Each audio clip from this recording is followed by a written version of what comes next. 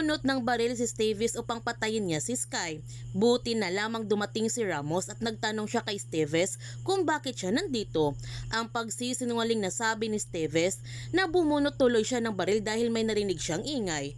Nagtanong ulit si Ramos kung ano ang kanyang ginagawa dito. Ang sagot ni Steves na chinicheck lamang niya si Sky kung ligtas ba ito. Pinabantayan kasi sa kanya si Sky ni Sir Concha, ibayad daw ang pag-iingat na kailangan ni Sky. Ang sabi ni Ramos na alam niya ito, kaya siya nandito kasi siya pinadala upang bantayan niya si Sky at pinapalis na nga ni Ramos si Steves dahil kaya na niyang bantayin si Sky. Nabigo naman si Steves na patayin niya si Sky. Samantala, nagtataka si Sanya kung bakit hindi pa dumadating si Roxy sa coffee. Bakit ang tagal niya? Ang sabi ni Archie na baka hindi pupunta si Roxy dahil bad trip ito sa kanya kanina. Ang sabi ni Z, bakit naman hindi?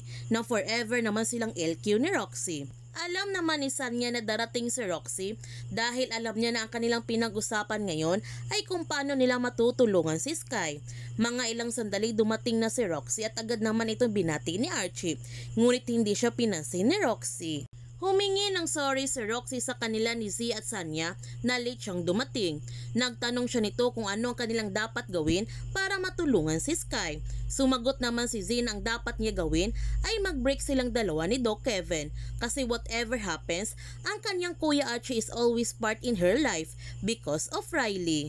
Natatawa na lamang si Sanya sa mga sinasabi ni Z dahil hindi si Roxy ang kanilang pinag-usapan dito kundi si Sky. Sinabi naman ni Roxy sa kanyang mga kaibigan ang sinabi ni Tim na susuko na si Sky sa mga kapulisan. Pero hindi sang-ayon si Archie sa gagawin ni Sky dahil kapag sumuko siya, mahihirapan na siyang makalabas kasi gagawin ng lahat ni Tori upang mabulok siya sa kulungan. At alam niya kung ano ang hirap na kapag nasa loob ka na ng kulungan. Ang sabi ni Poch na gagawin talaga ng tama ni Sky kahit siya pa ang maalanganin. Nagsuggest si Kenji kung talagang inosente ka, hindi ka matatakot na sumuko. Bakit hanggang ngayon, nagtatago pa rin si Sky? Nagalit si Sanya sa mga suggestion ni Kenji at mga ilang sandali nag-message si Gino sa kanilang GC upang ipaalam sa kanila na nasa ligtas na lugar si Sky. Kaya nakahinga sila ng maluwag. Samantala, ibinigay na nga ni Tim kay Sir Concha ang video na ni-record ng dashcam. Sobrang masaya si Sir Concha dahil nagawa ni Tim ang kanyang pinapagawa. Pero nagdududa si Tim na gawa-gawa lamang ang lahat na ito ni Tori upang mapagbintangan si Sky dahil marami na silang kaso na ganito na sobrang desperado ng kriminal na kaya na niyang saktan ang kanyang sarili para lamang magbukha siyang inosente at para lang maka-frame up ng ibang tao. Gusto lamang ni Tori na makulong si Sky at mahuli. Nagtanong si Sir Concha kung bakit gagawin ito ni Tori, ano ang motibo niya. Ang sagot ni Tim na para wala nang magdiin sa kanya doon sa mga krimen na konektado sa kanya. Una sa pagpakidnap niya kay Z, pangalawa sa connivance nila kay William Acosta, at sa lahat na iyon si Sky ang lumaban para sa katotohanan. Kaya napagtanto na nga ni Sir Concha na tamang mga sinasabi ni Tim at naintindihan niya kung bakit ginagawa itong lahat ni Tori para kay Sky. Kaya tinawagan niya si Sky upang ipaalam nito na ngayon na ang tamang panahon upang sumuko siya at si Ramos ang mag-escort sa kanya papunta ng presento. Gayon pa man, ibinigay na nga ni Archie kay Roxy ang kanyang magandang balita upang masecure ang magandang kinabukasan at kaligtasan ng kanilang anak. Binigyan niya ito ng pera at pati na si Roxy. Ngunit hindi nasiyahan si Roxy dahil para sa kanya, nagyayabang lamang si Archie para ipamuka sa kanya na hindi niya kayang ibigay kay Riley ang material na pangangailangan nito.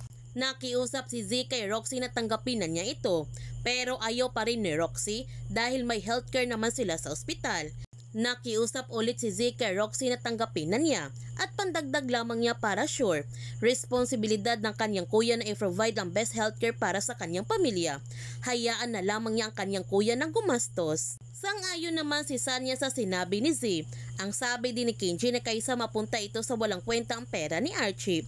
Kaya tinanggap na nga ni Roxy ang pera ni Archie at sobrang masaya naman si Archie nito. Tinawagan ni Doc Kevin si Roxy ngunit hindi sinagot ni Roxy ang kanyang tawag. Labis ang galit ni Doc Kevin nung nakita niya na may inabot na something si Archie para kay Roxy at magkasama pala silang dalawa. Dumating na nga si Sky sa presinto upang sumuko na ito at handa na siyang magbigay ng statement. Ipinalam kagad ni Esteves kay Tori na nandito na si Sky sa presinto. Kaya huwag natin palalapasin ang kapanapanabik na mga tagpo sa High Street.